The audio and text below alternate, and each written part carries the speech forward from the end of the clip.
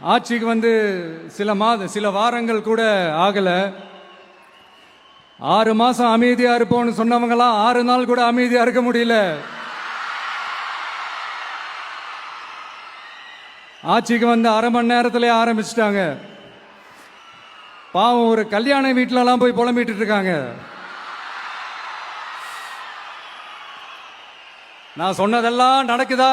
1 by 1 எல்லா புலம்பல்ஸும்.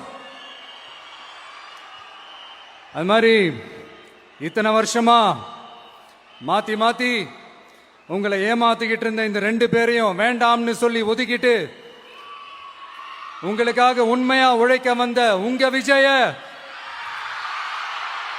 உங்க அண்ணன, உங்க தம்பிய முதல் அமைச்சரா இல்ல முதல் சேவகனா ஆக்கியிருக்கிறீங்க.